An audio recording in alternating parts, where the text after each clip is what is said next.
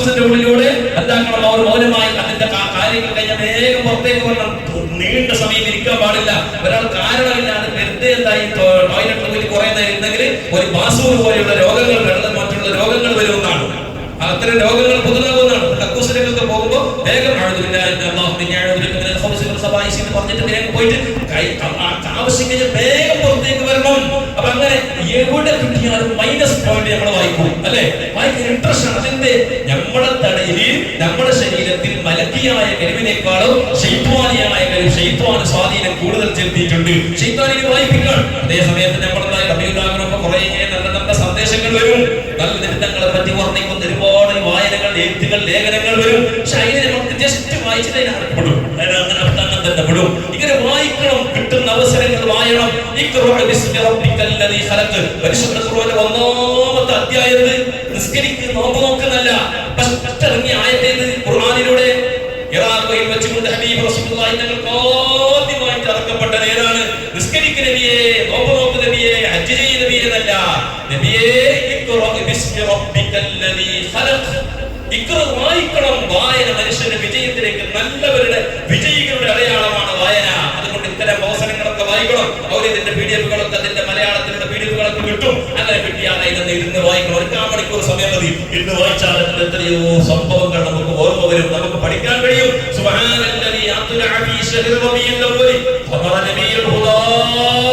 എന്താണ് പറയുന്നത്?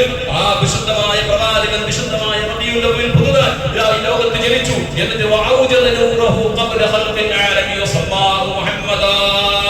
എന്താ പറയുന്നത്?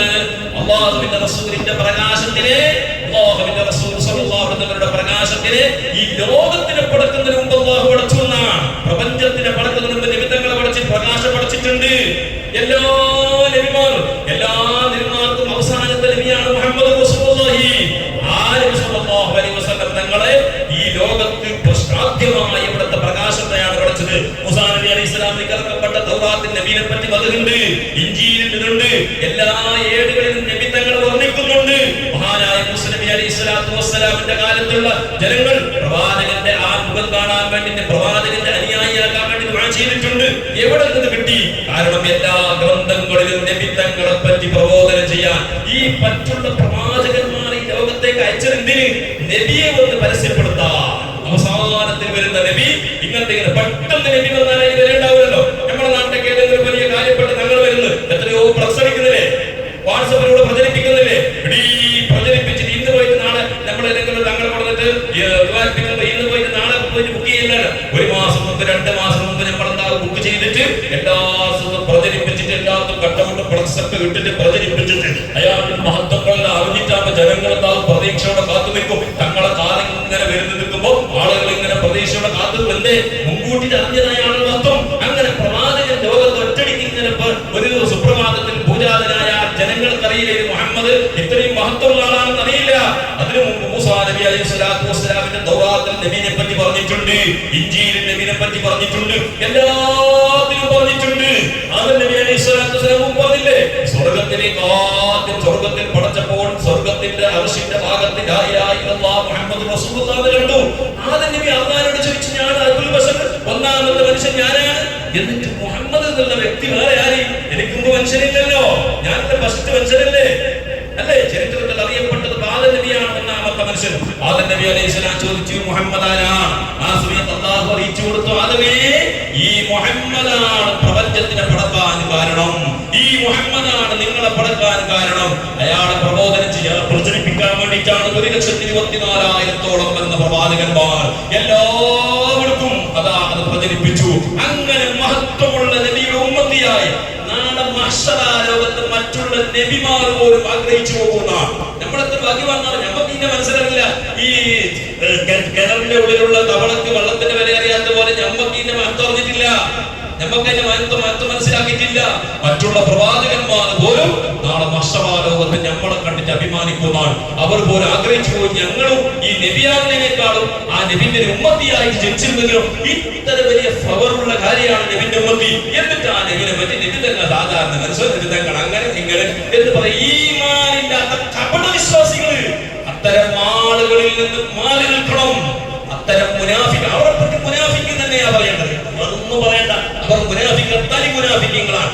നബിനെ ഒരാൾ അംഗീകരിക്കുന്നില്ലെങ്കിൽ പിന്നെ എന്ത് മൂമിന്, എന്ത് കൈകെട്ടുന്ന, എന്ത് കൈകെട്ടിട്ട് എന്ത് കാര്യം, എന്ത് നിസ്കാര കാര്യം? നിസ്കരിക്കാൻ പഠിച്ചത് നബിയല്ലേ? ആ നബിയിൽ പൂർണ്ണമായ വിശ്വാസം ഇല്ലെങ്കിൽ, നബി തങ്ങളിൽ പകുതി, നബി തങ്ങളിലുള്ള പൂർണ്ണമായ വിശ്വാസം ഇല്ലെങ്കിൽ ഈ നബിത്തെ കൊണ്ടുവന്ന ഇബാദത്ത് എന്തിനും ചെയ്യുന്നു? അപ്പോ ഇതെല്ലാം നമ്മൾ പ്രത്യേകം ശ്രദ്ധിക്കണം. നമ്മുടെ ബാല്യക്കാരൊക്കെ ഇത്തരം ആളുകൾ കൂട്ടത്തിൽ പോകുന്നു. പിന്നെ ഞാൻ പറഞ്ഞില്ല, ഓൾഡ് സ്റ്റുഡന്റിന്റെ മെമ്പർഷിപ്പ് അഭിയാനം നടത്തുന്നു. എത്ര ബാല്യക്കാരൻ ഞാൻ പിന്നെ നാളെ കുറിച്ചിട്ട് എത്ര മെമ്പറായി എന്ന് ചോദിച്ചാൽ 10, 15, 20 പുതിയ മെമ്പറായിട്ടുണ്ടാവും. അത് നിർബന്ധിച്ചിട്ട് ചിലപ്പോൾ ബാല്യക്കാരൻ പിടിച്ചു വെച്ചിട്ട് ഉണ്ടാവും. അത് പിടിച്ചു വെച്ചിട്ട് 100 രൂപയെങ്കിലും മെമ്പർ ആയിട്ടുണ്ടാവും. പൊന്നാര രക്ഷിതാക്കളെ ഞാൻ ചോദിക്കട്ടെ നിങ്ങളോട്, ഈ കൂടിയിരിക്കുന്ന രക്ഷിതാക്കളോട്, നിങ്ങൾക്കൊക്കെ ബാല്യക്കാരായ മക്കളില്ലേ, മദ്രസ വിട്ട മക്കളില്ലേ?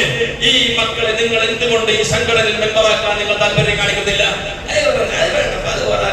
ചെയ്തോട്ടെ. ഈ രീതിയിലല്ലേ നമ്മുടെ അവസ്ഥ? നമ്മുടെ ബാല്യക്കാരുടെ അവസ്ഥ വളരെ ദയനീയമാണ്, വളരെ ദുഃഖകരമാണ്. പല രക്ഷിതാക്കൾക്കും അറിയുന്നില്ല. നമ്മുടെ ജമാഅത്തിൽ തന്നെ പല രക്ഷിതാക്കളും ആരോടും മകന്റെ കാര്യം പറയാൻ കഴിയാതെ ദുഃഖത്തിന് മനസ്സിന്റെ ഉള്ളിൽ ബേജാറ് ഒതുക്കി വെക്കുന്ന എത്രയോ രക്ഷിതാക്കൾ നമ്മുടെ ജമാഅത്തിലുണ്ട്.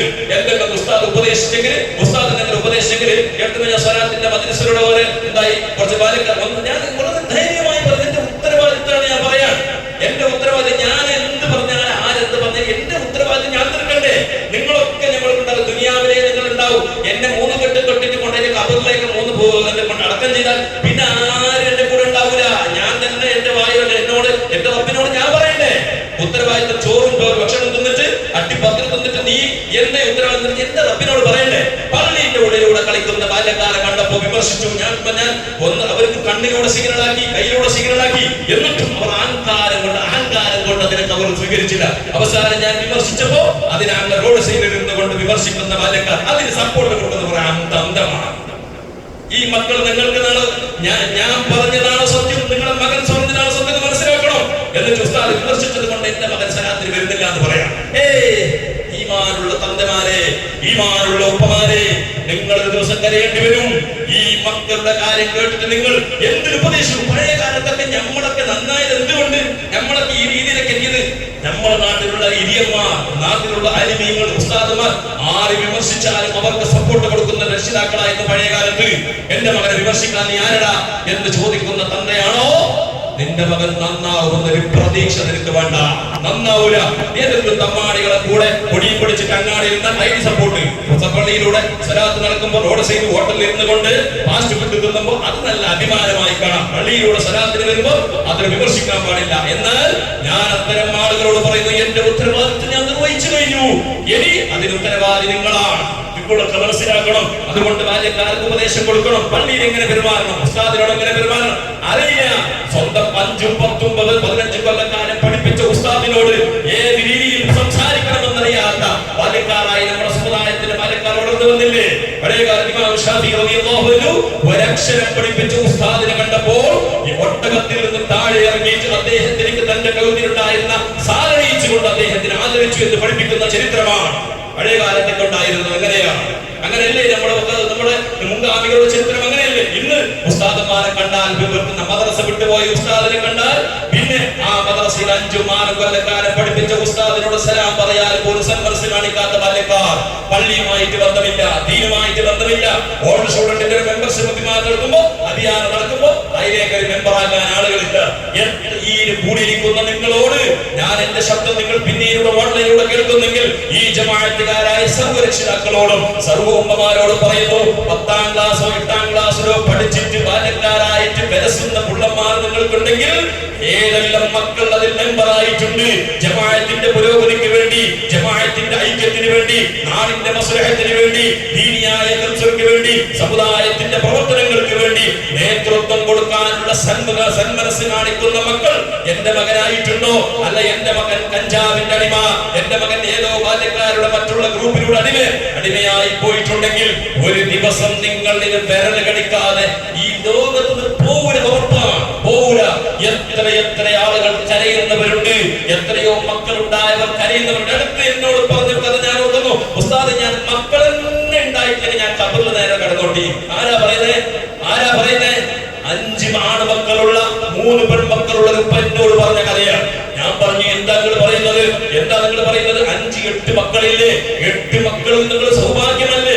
ആ 8 മക്കൾ ഓരോ നിങ്ങൾ മരണത്തിന് ശേഷം ഓരോ വെള്ളിയാഴ്ച രാത്രി 8 മക്കൾ ഒരു ഫാത്തിഹ ഓതിയാൽ 8 ഫാത്തിഹയുടെ പ്രതിഫലം നിങ്ങൾക്ക് കിട്ടുമ്പോ നിങ്ങൾ വിചാരിക്കും പടച്ചോനെ 18 മക്കളുണ്ടായിരുന്നെങ്കിൽ. അദ്ദേഹത്തിനോട് പറഞ്ഞപ്പോ ഉസ്താദേ ഫാത്തിഹ ഓതുന്നത് പോയിട്ട് എന്റെ വീട്ടിൽ വരെ എന്നോട് ധിക്കാരം കാണിക്കുന്ന മക്കളാണ്, ഞാൻ പറഞ്ഞതിനനുസരിക്കാത്ത മക്കളാണ്. ഈ മക്കളെ കൊണ്ട് ഒരു ദിവസം ഞാൻ എന്റെ ഭാര്യ സമാധാനത്തിൽ കിടന്നുറങ്ങിയിട്ടില്ല എന്ന് പറയുന്ന 8 മക്കളുടെ ഒരു വാപ്പ പറഞ്ഞപ്പോൾ ഞാൻ അദ്ദേഹത്തിന് സമാധാന വാക്കുകൾ പറഞ്ഞിട്ട് അവസാനം അദ്ദേഹത്തിനോട് പറഞ്ഞു, പക്ഷേ നിങ്ങൾ ഇങ്ങനെ ഉസ്താദിനോടും തങ്ങളോടും നാട്ടുകാരോട് ഇങ്ങനെ ആവരാതി പറഞ്ഞിട്ട് നിങ്ങൾ തടിസരാമത്താവൂല.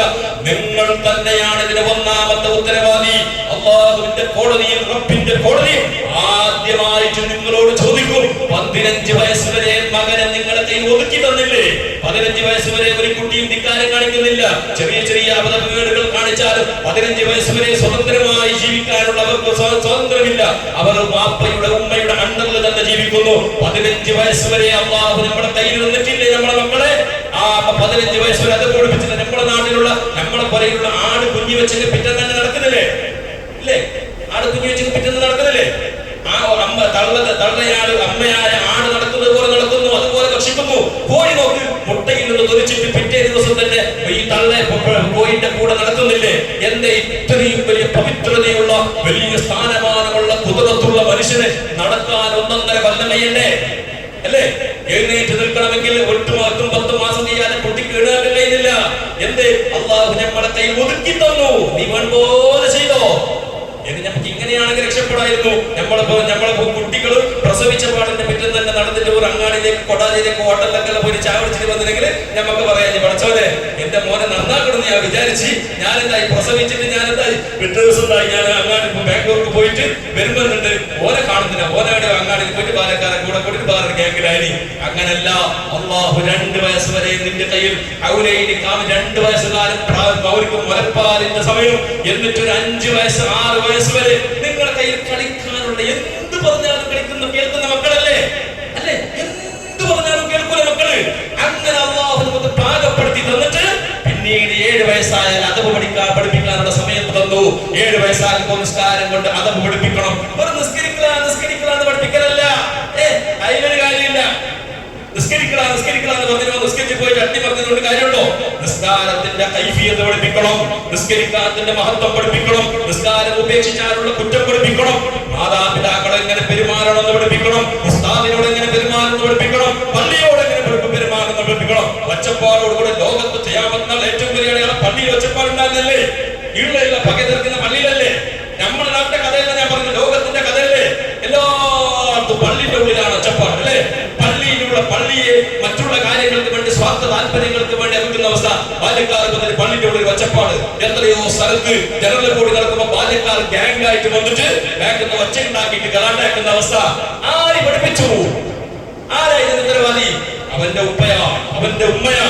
നിസ്കരിക്കുന്ന അരിയാൻ നിസ്കാരത്തിന്റെ 3 ലൈൻ ഉണ്ടാവും. ഒരു പ്രയോജനമില്ല. മക്കൾക്ക് അതവ് പഠിപ്പിക്കണം, മക്കൾക്ക് നല്ല ബുദ്ധി പഠിപ്പിക്കണം, ആദരിക്കേണ്ടവരെ ആദരിക്കാൻ പഠിപ്പിക്കണം, നബിതങ്ങളുടെ സ്നേഹം പഠിപ്പിക്കണം, സുന്നത്തനുസരിച്ച് ജീവിക്കാൻ പഠിപ്പിക്കണം. അങ്ങനെ പഠിപ്പിച്ചൊരു കുട്ടി നിങ്ങൾക്ക് ഈ ദുനിയാവിൽ ഏറ്റവും വലിയ ഗിഫ്റ്റാണ്, ഏറ്റവും വലിയ ഗിഫ്റ്റാണ്.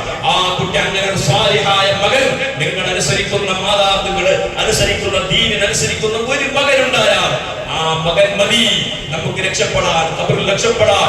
ആ മകനെ കൊണ്ട് നാളെ നമുക്ക് സ്വർഗ്ഗത്തിൽ പോകാൻ കഴിയും. അങ്ങനെ നമ്മളെ മക്കളെ വാർത്തെടുക്കാൻ കഴിയും. എന്ത് വേണം? മക്കളുടെ കാര്യത്തിൽ പൂർണ്ണമായ ശ്രദ്ധ, പൂർണ്ണമായ ഫുൾ ടൈം. നമ്മുടെ ഉദാഹരണത്തിന് ഞാൻ പറയാം, ഒരു 5 ലക്ഷം രൂപ ഉണ്ടെന്ന് വെച്ചോ, ഞാൻ അവസാനിപ്പിക്കാം. 5 ലക്ഷം രൂപ ഉണ്ടെങ്കിൽ നമ്മളതിനെ മേശയിൽ വെച്ചിട്ട് നമ്മൾ വരുമോ? 5 ലക്ഷം രൂപ എടുത്തിട്ട് കച്ചവടം. ആ 5 ലക്ഷം രൂപ പള്ളിക്ക് വരുമ്പോ ഡൈനിങ് ഹാളിൽ അല്ലെങ്കിൽ പബ്ലിക്കുള്ള സിറ്റ് ഔട്ട് വെച്ചിട്ട് നമ്മൾ വരുമോ? നിങ്ങൾ വരും? 5 ലക്ഷം 5000 ഉണ്ടെങ്കിൽ ഞാൻ ജാഗ്രത അല്ല, അങ്ങനല്ലേ? ഒരു 2 പൗണ്ട് ബംഗാളുണ്ട്. ഈ ബംഗാളിനെ നമ്മൾ പബ്ലിക്കിൽ വെച്ചിട്ട് വരുമോ? എന്റെ ഉള്ളിൽ വേടെല്ലാം വെച്ചിട്ട് ഈ അടുത്തൊരു സമയം പറഞ്ഞ് ഞാൻ സോപ്പിന്റെ അടിയിൽ തള്ളി കഴിച്ചിരുന്ന അവസ്ഥ. അത് വേടെ വെക്കാൻ ധൈര്യമില്ല. ഇത്ര ജാഗ്രത വെക്കുന്നില്ലേ? എന്തേ? അത് നഷ്ടപ്പെട്ടു പോണ്ട. ഇതിനേക്കാളും വലിയ ജാഗ്രത നമ്മളെ മക്കളുടെ കാര്യത്തിൽ വേണം. മക്കളുടെ കാര്യത്തിൽ വേണം. നമ്മൾ 5 ലക്ഷത്തിന് റോഡിൽ പോകുന്നതിന്റെ കയ്യിൽ കൊടുക്കോ? വിശ്വാസത്തിന്റെ 50 കടകളുടെ ഞാൻ കൊടുക്കോ? കൊടുക്കാൻ എന്തേ? അത് കിട്ടേലാണ് പേടി. അതിനേക്കാളും ജാഗ്രത ജാഗ്രത വേണം. എന്റെ മോൻ ആരെ കൂടെ നടക്കുന്നേ, ആരെ ബൈക്കിന്റെ ബാക്കിൽ പോലെ, ആരെ ബൈക്കിന്റെ ബാക്കിലുള്ള, ആരൊക്കെ ഹോട്ടലൊക്കെ ചാവിടുന്ന പോലെ, ആരൊക്കെ ബാലക്കാരൊക്കെ ഫാസ്റ്റ് ഫുഡ് എത്തുന്ന പോലെ ജാഗ്രത വേണം. ആൺമക്കൾ പോലും വ്യഭിചാരത്തിലേക്ക് ഉപയോഗപ്പെടുത്തുന്ന കാലമല്ലേ ഇത്? മഹാനായ റസൂലുള്ളാഹി തങ്ങൾ വളരെ കർശനമായി ഉമ്മത്തിനെ താക്കീത് ചെയ്യുന്ന കാര്യമല്ലേ? മഹാനായ സാന്നിധ്യമാണ് ഈസാ നബി അലൈഹി സ്വലാത്തു വസ്സലാം ഒരു സംഭവം കണ്ടു. ഈസാ നബി അലൈഹി സ്വലാത്തു വസ്സലാം ഒരു വൃദ്ധനായ മനുഷ്യനും ഒരു അമ്പതായ ഒരു നല്ല സുന്ദരനായ ഒരു ചെറുപ്പക്കാരന്റെ കഥ പറയുകയാണ്. അങ്ങനെ ഈസാ നബി അലൈഹി സ്വലാം കാണുന്നു, ആദ്യം ഈ വൃദ്ധനായ മനുഷ്യൻ തീക്കട്ടയാകുന്നു, തീന്റെ കട്ടയായിട്ട് മാറി. അങ്ങനെ ഈ നല്ല സുന്ദരനായ നല്ല ഒരു കുട്ടി, ആ കുട്ടീനെ ഈ വൃദ്ധനായ തീക്കട്ട വിഴുങ്ങിക്കളയുകയാണ്. അങ്ങനെ കുറച്ചു നേരം കഴിയുമ്പോൾ അയാൾ നല്ല പൂർണ്ണമായ രൂപത്തിലേക്ക് എത്തി. എന്നിട്ട് ഈ കുട്ടി തീക്കട്ടയാകുന്നു. എന്നിട്ട് ആ വൃദ്ധനെ തിന്നു കളയുന്നു. ഈസാ നബി അത്ഭുതപ്പെട്ടു പോയി, പഠിച്ചോൻ എന്ത് കാണാത്ത കഥ. മഹാനായ ഈസാ നബി ഇങ്ങനത്തെ ഒരു ശിക്ഷ ആ സമയത്ത് പറഞ്ഞത്, ഈ വൃദ്ധനായ മനുഷ്യൻ ഈ ആൺകുട്ടിയെ വ്യഭിചാരത്തിലേക്ക് മറ്റുള്ളതായിരിക്കുന്ന വികാരം തീർക്കാൻ വേണ്ടി, കാമം തീർക്കാൻ വേണ്ടി ഉപയോഗപ്പെടുത്തിയതാണ്. അതിനുള്ള ശിക്ഷയാണ്. വളരെ ഗൗരവമുള്ള വിഷയല്ലേ? ആൺകുട്ടികളടക്കം വെടിപിടിപ്പിക്കുന്ന ആളുകൾ ഇത്തരം ആളുകൾക്ക് താക്കീത് കൊടുക്കണം. അവർക്ക് താക്കീത് കൊടുത്ത് ഓരോ നന്നാക്കാൻ കഴിയില്ല. പക്ഷെ നമ്മളെ മോനെ ആരെ കൂടെ നോക്കണം. നമ്മളെ മോൻ ആരെ കൂടെ ഉള്ളേ? എന്റെ മോനെ ഏത് ബാല്യക്കാരെ കൂടെ കലർത്തുന്നത്? ഗൗരവത്തിൽ മനസ്സിലാക്കേണ്ട വിഷയമില്ലെങ്കിൽ ഞാൻ പറഞ്ഞപ്പോ നിങ്ങൾക്ക് ഒരു പക്ഷെ ദഹിച്ചെന്ന് വരില്ല. പക്ഷെ ദഹിച്ചില്ലെങ്കിലും ഒരു ദിവസം ദഹിക്കും ഉറപ്പാണ്. അന്ന് നിങ്ങൾ ദഹിക്കും. മങ്ങൾക്ക് ശ്രദ്ധിക്കോ, നിങ്ങൾക്ക് എല്ലാവർക്കും മരണത്തിന്റെ വേദനത്തിന്റെ സക്കറാത്തിന്റെ വേദന എല്ലാവരും കാണുമ്പോ പഠിച്ചോനെ അയാൾ പറഞ്ഞ 100% ഞാൻ വെറുതെ അയാൾക്ക് കല്ലെറിഞ്ഞേ, ഞാൻ അയാൾ വെറുതെ ഡോങ്ങിയാക്കിയേ എന്ന് അന്ന് തോന്നും. പക്ഷെ അന്ന് തോന്നിയിട്ട് കാര്യമില്ല രക്ഷിതാക്കളെ. അതുകൊണ്ട് ജാഗ്രത പാലിക്കണം. എന്റെ സന്ദേശം നിങ്ങളുടെ വീട്ടിലുള്ള ഉമ്മമാരോട് പറഞ്ഞു കൊടുക്കണം, നിങ്ങളുടെ കൂട്ടുകാർക്കൊക്കെ പറഞ്ഞു കൊടുക്കണം. അല്ലാഹു നമുക്ക് ഹിദായത്ത് നൽകട്ടെ, അല്ലാഹു നമുക്ക് സന്മനസ്സ് നൽകട്ടെ. അല്ലാഹു സുബ്ഹാനഹു വ തആല നമ്മുടെ നാട്ടിലുള്ള സർവ്വ രക്ഷിതാക്കളും സർവ്വ ബാലക്കാരും അല്ലാഹു ഹിദായത്തിന്റെ വഴിയിലേക്ക് കൊണ്ടുവരട്ടെ. റഹ്മാനായ റബ്ബേ, അറിയാതെ വന്നുപോയ തെറ്റുകുറ്റങ്ങളാണ്. ആരും നിന്നോട് മത്സരിച്ചുകൊണ്ട് തെറ്റ് ചെയ്തതല്ല. റബ്ബേ, വിവരമില്ലാത്തത് കൊണ്ടാണ്, ദീന് കേൾക്കാൻ മനസ്സില്ല, സൗകര്യമില്ല. വെള്ളിയാഴ്ച വയത് പറയുമ്പോൾ പോലും ഒരു 15 മിനിറ്റ് ഇരിക്കാൻ സമയമില്ലാതെ തിരക്കുകൊണ്ട് ഓടിപ്പോയതിന്റെ ഫലമാണ് ഇതെല്ലാം കണ്ടുകൊണ്ടിരിക്കുന്നത്. റബ്ബേ, അവർക്ക് ഇനിയെങ്കിലും ഇത്തരം മജ്‌ലിസുകളിൽ കൂടുവാനുള്ള തൗഫീഖ് നൽകണം റഹ്മാനേ. എല്ലാ തരത്തിലുള്ള ഖൈറും ബറക്കത്തും റാഹത്തും അവർക്ക് ഞങ്ങൾക്ക് നീ നൽകണം റഹ്മാനേ. ഞങ്ങളുടെ ജമാഅത്തിന് ഇസ്സത്ത് നൽകണം അല്ലാഹ്. ഐക്യം ബോധ്യവും സ്നേഹവും നൽകണേ റഹ്മാനേ. അല്ലാഹു ഭിന്നിപ്പുകൾ ഫിത്നകൾ ഫസാദുകൾ നീ നാടിനെ നീ സലാമത്താക്കണം റഹ്മാനേ. അർഹമർ റഹീമിനായ രാജാവായ റബ്ബേ, ഞങ്ങളുടെ ജമാഅത്തിന് കുടുംബത്തിന് വേണ്ടപ്പെട്ട ഒരുപാട് രോഗികളുണ്ട്, കഷ്ടപ്പെടുന്നവരുണ്ട്, സാമ്പത്തികമായി ശാരീരികമായി പ്രയാസപ്പെടുന്നവരുണ്ട്. എല്ലാവരുടെ പ്രയാസങ്ങൾ സന്തോഷത്തിലാക്കണം റഹ്മാനേ. ഞങ്ങളുടെ ഹൃദയത്തിൽ മുത്ത് മുഹമ്മദ് മുസ്തഫ തങ്ങളോടുള്ള മഹബ്ബത്ത് നീ ഏറ്റിത്തരണേ റഹ്മാനേ. അല്ലാഹുവേ, ജീവിക്കുന്ന കാലം ഇത്ര ഇസ്സത്തോടെയും ആരോടും തഖ്വയോടെ ജീവിച്ച് ആരോടും വെറുപ്പും ചതിയും വഞ്ചനയും ഇല്ലാത്ത രീതിയിൽ ഖാലിസായ മനസ്സോടുകൂടി തൗഹീദിന്റെ വാഹനമകന്മാരായി ജീവിച്ച് മരിച്ച് അല്ലാഹുവേ സ്വർഗ്ഗത്തിൽ ഒരുമിച്ച് കൂടുന്ന ഭാഗ്യവാന്മാരിൽ ഞങ്ങളെല്ലാവരും ഉൾപ്പെടുത്തണം റഹ്മാനേ. പറഞ്ഞതിന്റെ കേട്ടതിന്റെ എല്ലാ വിതരസ്വാഭാവിക പണിയുടെ ചുറ്റുഭാഗത്തും ഞങ്ങളുടെ കുടുംബത്തിൽ നിന്നും വേണ്ടപ്പെട്ടവരുടെ മരിച്ചുപോയ മുഅ്മിനീങ്ങൾ മുഅ്മിനാത്തുകളെ കബറിടങ്ങളിലേക്ക് എത്തിച്ചു കൊടുക്കണേ അല്ലാഹു. പടച്ചവനെ റഹ്മാനേ, അവരെ ഞങ്ങളുടെ ജന്നത്തുൽ ഫിർദൗസിൽ ഒരുമിച്ച് കൂട്ടി അനുഗ്രഹിക്കണേ അല്ലാഹു. പടച്ചവനെ, ഞങ്ങളുടെ ദുആകളെ നീ കബൂലാക്കണേ അല്ലാഹു. ബിഹഖ് സയ്യിദനാ മുഹമ്മദ് സ്വല്ലല്ലാഹു അലൈഹി വസല്ലം.